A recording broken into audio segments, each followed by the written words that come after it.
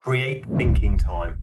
So if you create time to actually sit and allow yourself to think about solving a very specific problem, by the time you get to your kind of 20th resolution, you'll get to the kind of core answer that you need. And I've always had this loyalty equation in my mind, which is around habits multiplied by emotional value, multiplied by social identity slash status, minus friction or cognitive effort is ultimately the perfect blend. So if you look at that from an example, habit would be I'm a coffee drinker. So the emotional value would be I get presented a free coffee at the right moment. Maybe it's my birthday. Maybe I'm walking past Costa. And then the social identity or status, which is I win it. So it's a prize draw or it's a recognition. So I feel good about that. Not everyone has that. Only I do. And then minus the friction, which is it's on a QR code and I can just scan it at the POS. That for me is an equation that works incredibly well. And obviously, in some situations, you receive the wrong offer at the wrong time, but get the equation right. And I think you have a wonderful connection there with brand, customer, and experience. If you save people money, it's a fact, right? CFOs love that. Saving money is a fact. Incremental, whether it's growth, potential, revenue, engagement, is a promise. And promises are harder to sell than facts. So if you can say, well, is giving someone a free movie or a free pizza for maybe 10 to 15 actually not expensive if it helps a resolution for someone reporting something to Ofcom and they get charged £1,000 for it? There's like a really different perspective on loyalty and how to solve problems, which is I don't have now a happy customer I want to make even happier. I have a challenged customer. How do I make them happy? It started with a tier. So think of it like a pyramid. And at the bottom of the pyramid, there are your capabilities. So it's like, what capabilities do you need to drive the required customer behavior or outcome they want?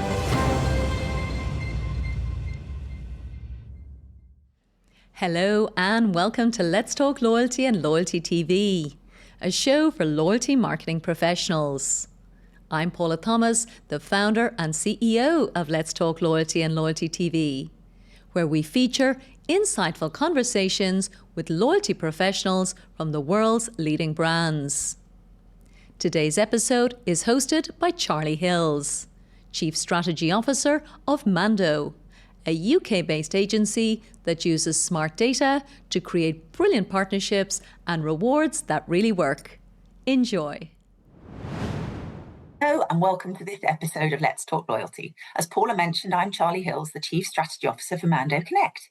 In this episode, I'm delighted to interview Ben Stirling, an experienced commercial executive with a track record of scaling loyalty platforms, transforming sales organizations, and delivering growth-to-market strategies that drive acquisition and revenue growth. He's led commercial transformations at Expedia, Tenerity and Capillary, launched new solutions, expanded into international markets, and delivered results across multiple sectors. He's currently a fractional CRO at TenX Strategy and supports PE-backed and enterprise firms in building predictable revenue systems and exit-ready growth. His impact includes scaling Tenerity's loyalty marketplace solution to acquisition in 2 years, providing loyalty solutions to Santander, CNA, British Gas, TD Bank and Frontier, and growing commercial channels at Expedia that delivered over $200 million in new revenue. In this episode, Ben shares his proven insights on how to sell loyalty internally, from aligning feature sets to user needs, to securing C-suite backing with ROI models, and ultimately winning board-level buy-in by linking loyalty to long-term enterprise value. We'll also be learning about his favourite books and highlights and key learnings from the programmes he's worked on too.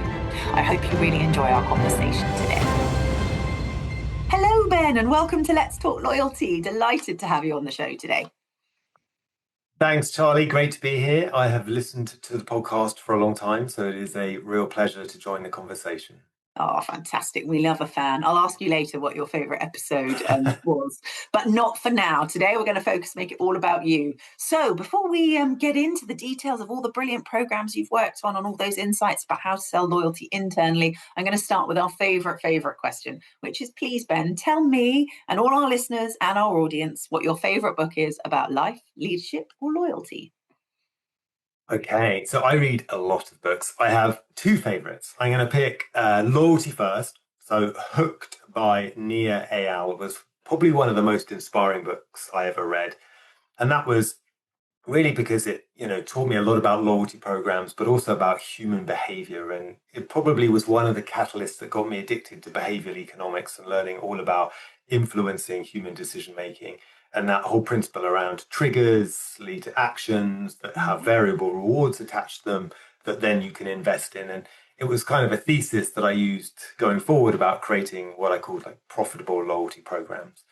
And the other book I have to mention, because it was quite life changing for me, was The Road to Less Stupid by Keith Cunningham.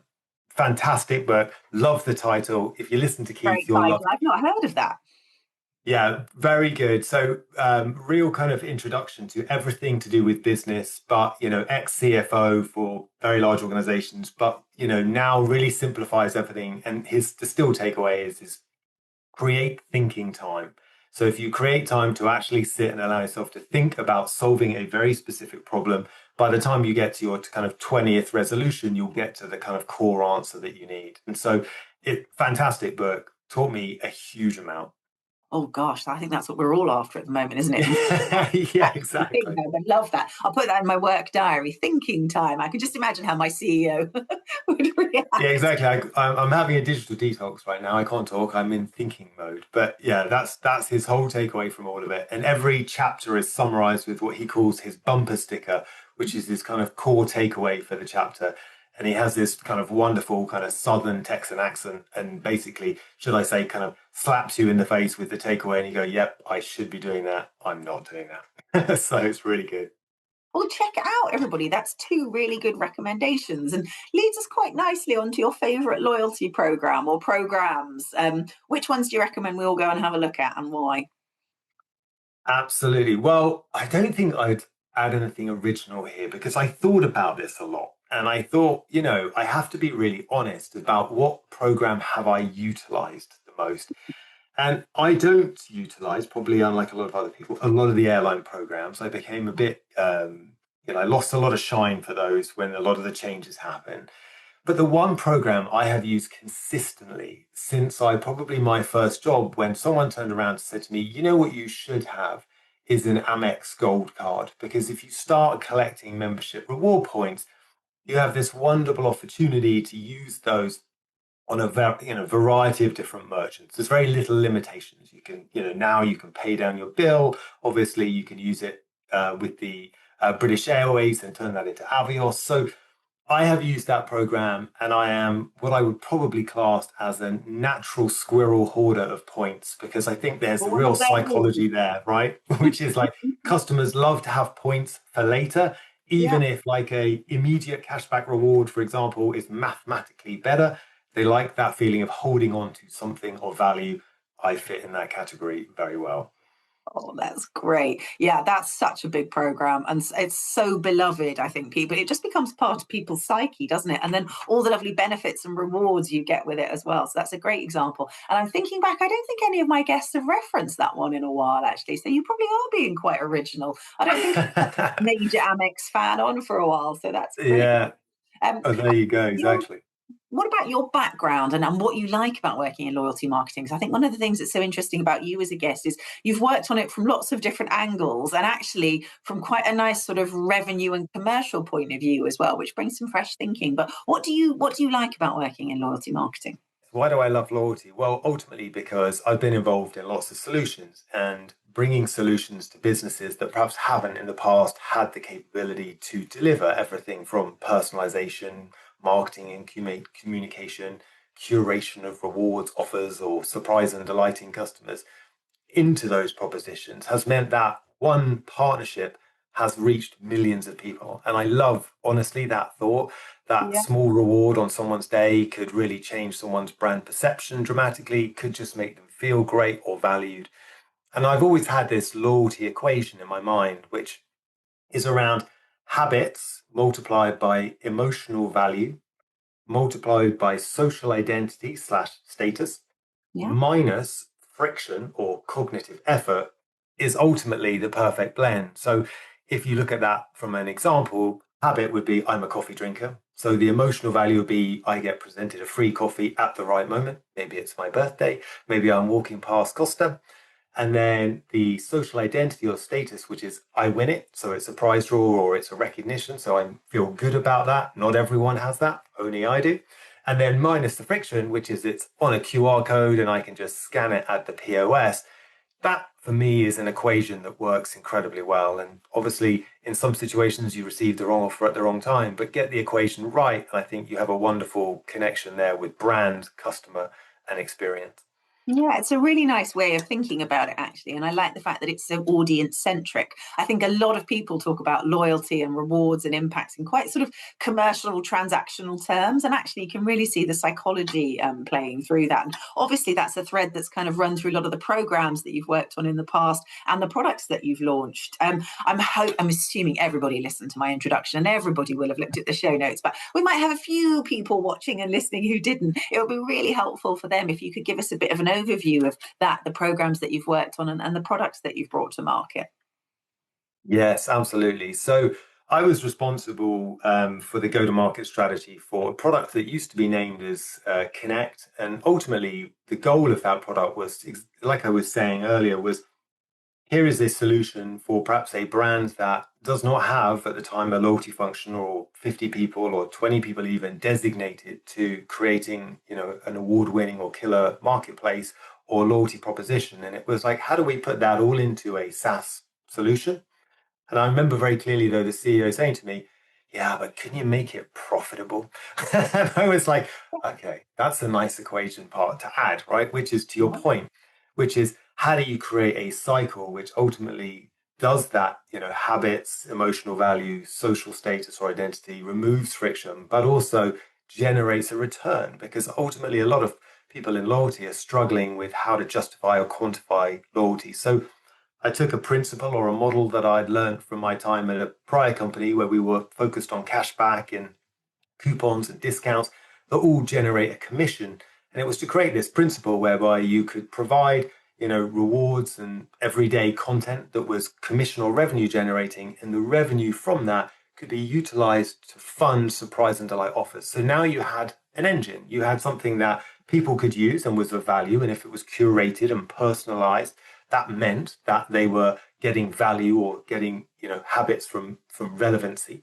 And then that would go back in to surprise and delight them with that wonderful free coffee we mentioned. So I worked with Santander to really shift from what was quite a transactional relationship, even in their solution that they had at the time, which is we'll give you money if you change vendor or supplier for, your broadband or your TV, to something that helped drive NPS and satisfaction. So that was a fantastic early partnership and really helped customers feel a bit smarter about, the card they were using, the card of choice, and the money that they were saving as part of the experience with Santander.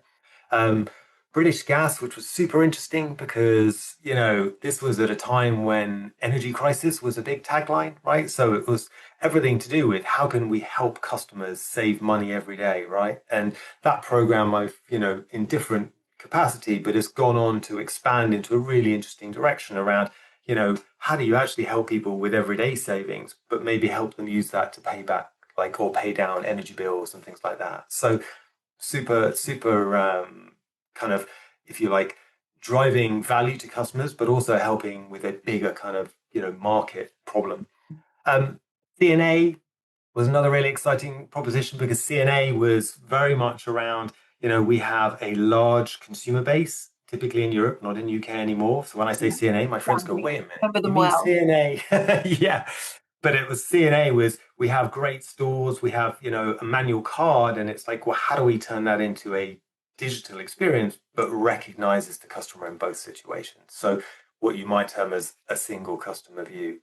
And that's really powerful for a retailer, right? Because you can then start to segment and think about, well, when we do a sale, do we want to give a sale to everyone, or do we want to give it to our loyalty customers first and let them have the choice and then provide it to us? So there's differentiation in those tiers, not just from a points perspective, but from a, what products we have. And instead of just giving something out in a sale, we give it strategically or tactically. And then the final one I'll add is just VMO2. So brands like VMO2, I think, are really interesting because, telcos struggle with commoditized products. So really their loyalty program becomes the differentiation point. So, when you're looking at loyalty, I know a big challenge for loyalty, managers is like, well, how do I get this quantified internally? one of the things that I recognized is that there is a huge cost involved and I love costs because if you save people money, it's a fact, right? CFOs love that. Saving money is a fact. Incremental, whether it's growth, potential, revenue, engagement, is a promise. And promises are harder to sell than facts. And if you look at a telco and you see what they spend on, .com, and they spend on penalties and customers complaining and reporting challenges with the service solution that they've experienced, the fines could be thousands of pounds. Yeah. So if you can say, well, is giving someone a free movie or a free pizza for maybe 10 to 15 actually not expensive if it helps a resolution for someone reporting something to Ofcom and they get charged £1,000 for it? So there's like a really different perspective on loyalty and how to solve problems, which is I don't have now a happy customer I want to make even happier. I have a challenged customer. How do I make them happier or have a higher satisfaction in my resolution, which is I think, a really unexplored area of where loyalty can have a really big impact. And the beauty is it has a quantifiable return on investment, which a lot of the time can be quite hard to find. Yeah, that's really interesting. And I think that duality then again, that it's, it's customer centric and it's really identified on sort of core human needs, but it's also very aligned to how businesses actually operate and how they make decisions. And I know that's one of the things you're really known for. And one of the things we were going to talk about as well was how to get those kind of internal architectures and internal stakeholders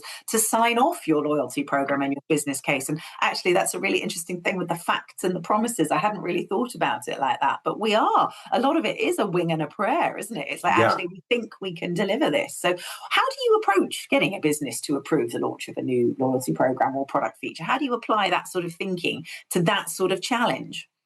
Yeah, absolutely. And I should give you this image to put into the, for the subsection for people to have, because I built a slide I actually built it for a client because I was talking to them about what was your internal approval process. And to be fair, the biggest takeaway and learning I had is a lot of people aren't certain or sure on what that process looks like, who has to be involved, how many stakeholders have to sign off, what actually they determine as the key criteria to approve something. And I thought, okay, let me help with that because I've spoken to a lot of organizations in different sectors and I can probably help build a map for you. But I said, let's just put it in a simple kind of layered approach. And I did this. I shared it with my team, and suddenly I see all my team speaking to clients with this slide. And I'm like, hey guys, this is internal. This wasn't for all the clients. And they're like, yeah, I know, but the clients love it. And I was like, okay, so let's like really look at this and let's like make it better. And it started with a tier. So think of it like a pyramid. And at the bottom of the pyramid, there are your capabilities. So it's like, what capabilities do you need to drive the required customer behavior or outcome that you want? And I think of this as the foundation because it's where a lot of people and loyalty managers will go, okay, well, I really want like a single customer view. I'd like access or better utilization of my data. Or actually, do you know what I really need is I need to be able to cross sell and upsell. And Yeah. it's like, okay, so those capabilities that you need to deliver that, and then they'll start going, now you know what tool's really good for that? It's this, and we should definitely have that tool. But before we even get to tools, I'm like, okay, so if that's the capability or the outcomes that you want, what customer behavior, which is that next tier up, do you need to create? And more importantly, what customer behavior leads to a business outcome being met? So, customer behavior might be more transactions, increased engagement, multiple product adoption, like we mentioned. Yeah.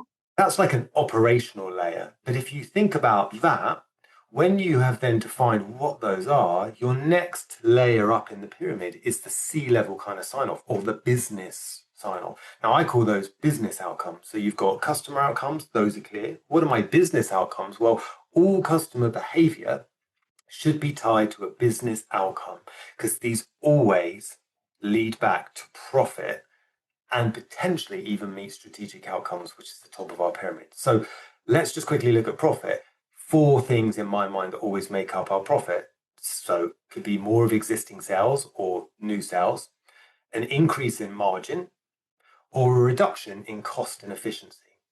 So all of those things, whether it's more transactions, increased engagement, more products, should lead back to an identifiable path towards a business outcome that leads back to profit. That is where most things are missed. In the experience I've had in speaking to loyalty managers, it's a sometimes hard thing to bond together. And that's where I spend a lot of my time, is how to do that in order to create a business case that is very clear for a business leader, which is, well, of course we should do this because look at what it leads back to for the business. Now, the icing on the cake that I will add is strategic outcomes.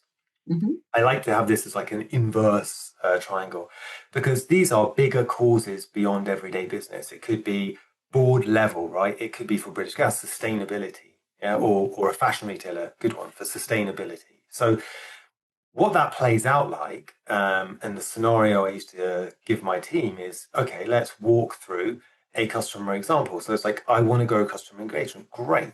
Why is engagement important to grow? Well, because I want to generate more transactions. So now we have like a customer level outcome. What kind of transactions do you want more of? Well, I need higher margin products to grow GP margin by about 10%. Okay, so now we've got a really clear business outcome.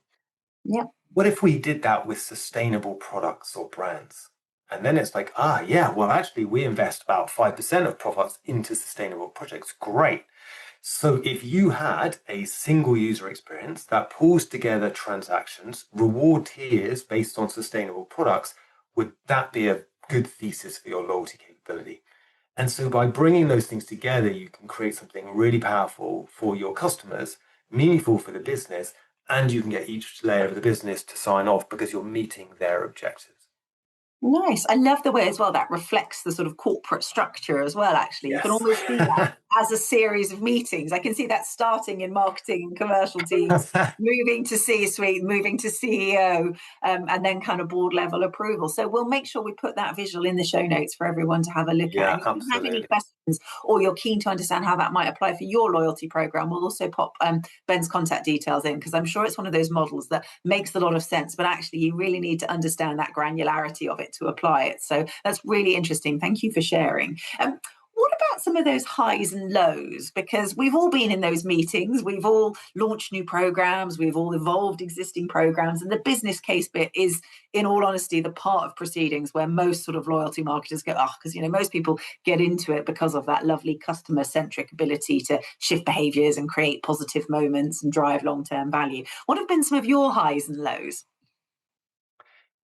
Yeah, that's a really, really interesting question. And I think I'm going to revert to something I said earlier because I have a really clear high, which is I think it was really lovely to feel like when I don't want to say a product, but essentially when a product feels like it's your child or your baby as Yeah. part of obviously a wider team that has to make these things happen, of course, it's like you feel very passionate about it. And so I think taking my highs in loyalty was taking that product to market, bringing it to customers and solving such a clear problem as I just mentioned, which is, there's always two parts to any equation I think people are making, which is I have a pain or a problem I need solving. And then so there's the pain and then there's the gain. What is the upside or additional value you can provide even beyond solving the problem? It's very, I always say to my team, is it a vitamin or a paracetamol? And they're like, what do you mean? And I'm like, well, a paracetamol, if I have a headache, solves my problem instantly. I don't really even need it really to be marketed to me because it's very clear what it does. A vitamin, I have to really believe that it has an impact because I can take them as I do every day and I don't really feel any different. Yeah. but I do understand I should eat my They're vegetables working. and Yeah. so taking a product to market that was solving a very specific need and problem, which was this: we don't have the resource, we don't have the capability, it's not the business we're in, but this answers all of those challenges we've been asking ourselves, and it's going to add incremental value we hadn't even thought about, digitally available, consolidating all of this multitude of content was really exciting and I loved it. And the brand engagement from Santander, CNA, British Gas, TD Bank, Frontier Communications in the US was just incredible in what a relatively short space of time, like 2.5 years. And then the product was acquired. So that was probably one of my highs. And I think to your point earlier, what really, really got me excited is there was a pyramid, right? Which is you're creating value for the business that you're partnering with. You're solving problems, so pains, and you're bringing value and you're creating gains. you're also providing value for the customers, tangible value, saving them money on products, surprising and delighting them on their birthday. You're creating an experience which is really increasing NPS and satisfaction, but also has a mathematical benefit, which is really valuable and tangible. And all of that, if you've structured it like I mentioned, the strategy at the beginning, which is it generates like revenue and that can be funded into surprise and delighting customers, you're creating value for your business. So you're really delivering on all sides. That gets me very excited because if everyone wins, then I think that's the best scenario. I completely agree. Mutual value exchange is so important. That's why I love Yes. working in partnerships. And I think when you can get it right, that you've got the value for you, you've got the value for the partner brand, and you've got the value for the customer, that's when those things have got real long-term potential and they survive and they grow and they evolve over time. So yeah, we completely believe in that as well. It's something we're quite passionate about, actually. And if one of those is wrong, it won't survive. I think that's really important as well. So it's really important to invest up front to get that right. Not to lower the tone, but we have to recognise that there are lows and challenges and things that we have Yeah. to overcome. Any challenging areas you're able to share, or any lows that you've kind of overcome as part of that? Yes. So retailers, I've always Just found in it general. interesting. Not to broad brush, but I always found it challenging with retail because I felt that there was a mindset which was if you buy my socks, then you must also want to buy my trousers, pants, jacket, shirt, and things. And I think the high street understood that better. Like the high street didn't say, "Oh, I don't want to be next to Sephora because they got the same like underwear that I have." So it was like, "Oh, well, we'll just all go together, and then people will probably come down the high street and they'll select the products they like." And I think there's a I don't know what the word is, but a closed offness, especially in the digital world, which is I don't want to have any association to any other brand that could be competitive or seeing a problem. And I think that that limits what you're able to do. Like I think the wonder of Amex is that there is no limitation in theory to where I can redeem or utilize points, and I like that. That freedom gives me a sense of value that's probably disproportionately high. And I think that brands often confuse that brand loyalty with, keeping a customer. And it's the wrong word, selfishness, but it's like keeping them enclosed. They're my customer when they're not. They spend maybe 1% of time with you. So it's like, how could you actually be of value across their entire life cycle when they're doing all of the other things throughout their day? And how could you add value to that? That's like a bigger question.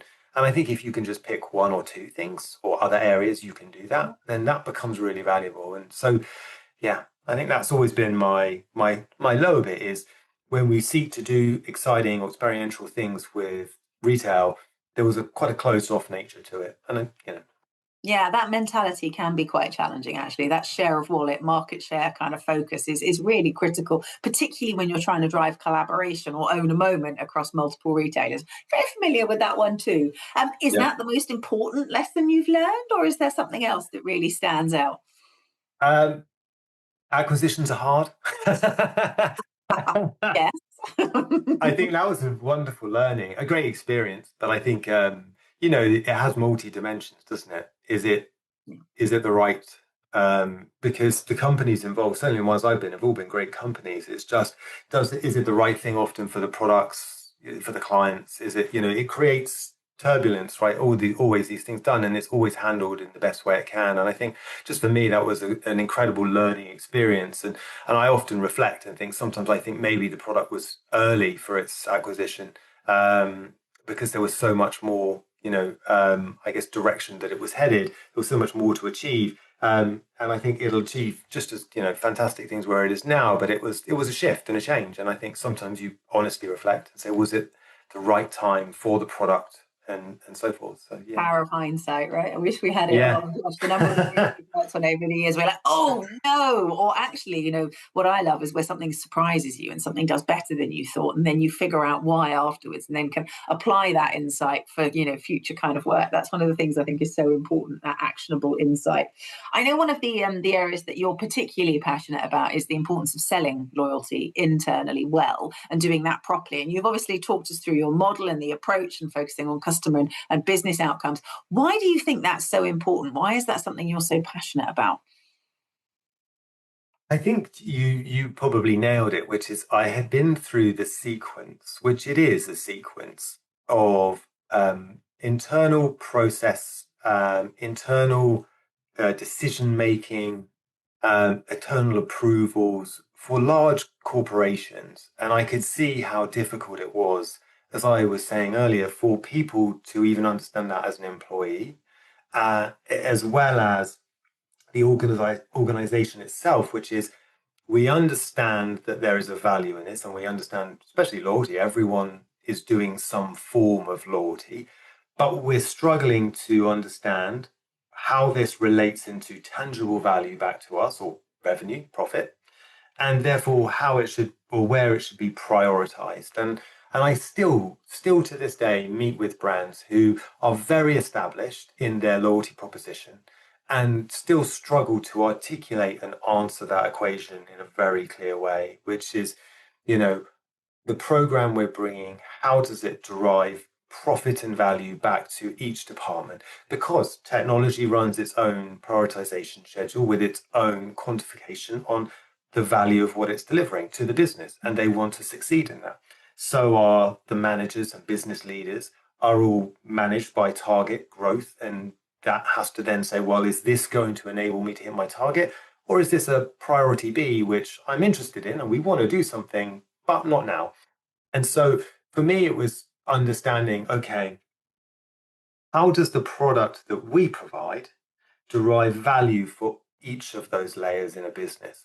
Yeah. And I think once you understand and have clarity on the approval pathways and ownership, you can then understand how to effectively sell loyalty back to those individual business units and teams. And as I did, I layered that in this 4-layer framework for people.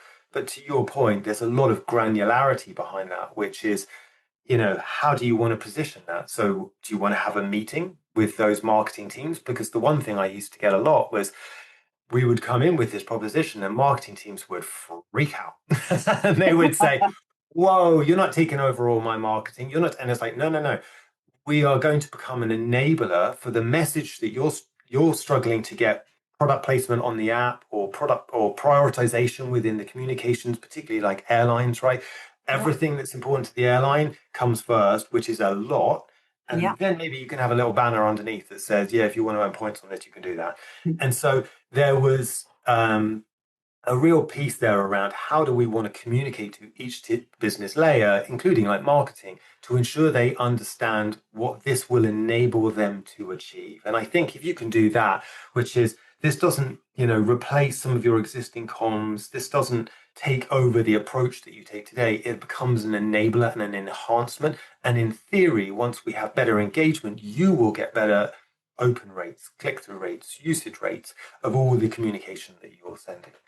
Nice. I really like that thing. It's almost applying a customer psychology to an internal stakeholder group, isn't it? It's understanding who they are and what success looks like, and then adapting what you offer to help them do it better. It is. It's almost like another pin. You're getting from a pyramid to some sort of pentagon type Yeah. model. But yeah, I need to expand the model again. really interesting way of thinking about it. And what about your sort of top three do's and don'ts? Because I know this is honestly like one of the things the brands we work with struggle with the most. Sort of, if you had a top three do's and a top three don'ts for selling internally, what would they be? Oh, okay. So let's keep it in the same theme, but I'd say the top do's would be define the problem and its cost early. So we talked about, pain and gain, um, defining the pain and solving a pain. If you can make that the cost, you are in for a winner. I heard this wonderful analogy when I started in the industry, and I hope it's true, but I'm about to promote them either way, which was I heard that when the likes of Eagle Eye was selling to Tesco, the pitch really only needed to be one sentence, which is today you have a manual coupon process and it costs you 4 million, for example. Tomorrow we can digitize the whole program and we can do it for 2 million. That is a very easy thing to sell internally. Yeah. And I think that's why I put the define the problem and its cost really early on. Because if you can do that and that internally, that means what is this issue costing you, the business? What is it costing your customers? And ultimately, back to our pyramid, what is that costing you from a revenue and profitability standpoint? Number Nice. two would be translate features into financial outcomes. Um, People love talking about features. Oh, this new tool has this. It is unbelievable. Yeah. The business is less enamored by features. And so again, we will translate those back into are we saving people time, which saves people money? Are we increasing productivity? What are we deriving from that feature? I think that's really, really crucial. Nice. Um, and then the third one would be engage those stakeholders early. This is the bit you called out, emotional, or EQ, shall we, let's call it. How well have we built a relationship with the teams that will be directly engaged and affected? Because if I come up with the best strategy in the world and I bold in on the CTO and he has no idea what we were planning to do, he will be defensive before he's supportive. So be a politician, let's call it that. Engage your stakeholders, bring them on board before they even see your first presentation, and then they will feel like a part of the journey. And if you do that, you will find most of your roadblocks start to fall away because you're building this collective posse, let's call it, of engaging stakeholders who are all pushing for this to be prioritized and move forward. Nice. That's a lovely way of thinking about it. I love those top three do's. Now, the don'ts are presumably the opposite of the do's, but are there any other areas that you think you should call out as don't do that, don't do that, definitely do not do that? I'll whiz through them quickly so we can be much more focused on the positives. But don't lead with platforms or tech. I think that's a big mistake. And I will double up on that, not only because the business is less, as I say, enamored by what platform or tech they're using. It's just, does it solve the pain and provide a gain? But also because people forget to look at what behavior do I want to create first. So go back to behavioral economics. What do you want to create? um, and what platform or capability then might be able to drive that. But the platform comes last. The first bit is what do you want to create and lead with that. Two is entering processes. Bain did a wonderful study that showed that when something has gone to an RFP, it is probably 60% through its sales cycle already, and someone has influenced and led a discussion to that point. So be mindful when entering, if you are in sales and you're selling a product or a solution, you're going for a loyalty proposition. By the time you hit RFP, just be sure that someone has probably already influenced directly or indirectly the decision that they want to go in. So it's really important to have conversations with brands before they're even in market about why the solution can solve their problems and add this incremental value. And that would be my three. Thank you. That's a really lovely sort of positive three and then three watch outs as well. And we're sort of rounding out to the end of our episode. But Yes. is there any particular idea or innovation that you want to leave our audience thinking about? And then my last and final question will be, I'm sure people are going to have a ton of questions, Ben. What's the best way of them reaching out to you? Yeah, so innovations I admire. I'm going to give you this one because I think it's probably less recognized. Brands innovating in what I would call the experiential loyalty space. And by that, I don't mean gamification and spin a wheel on an app. I mean, there's a brand that I came across recently called Native. Native's a great example because they are physically in front of students during what are the most formative years in their life stage. And so they are creating experiences, for example, at Freshers Week, by allowing or enabling brands to be in front of those students, but through an experiential format. So, for example, I know one of them that does really well is like Domino's. So you might have a big spin the wheel in person where they can spin the wheel and win a slice of pizza and then sign up or download the Domino's app. Now, I would do most things for a slice of pizza. So a student will definitely, but the Yeah. engagement rates you see from brand activation like that is significantly higher. And the most powerful thing when you think about it is that I chose my bank when I was at university and I never changed. I Oh, wow. still have that You're bank one now. of those. Yeah, it's your most formative years. And whilst brands can come in and out of different life cycle stages, fundamentally, you will hold far more brand, let's call it loyalty, in those formative years than you will at any other time, because it's bonding with those very strong early emotional experiences from the music you hear, the people you hang out with, the food you eat.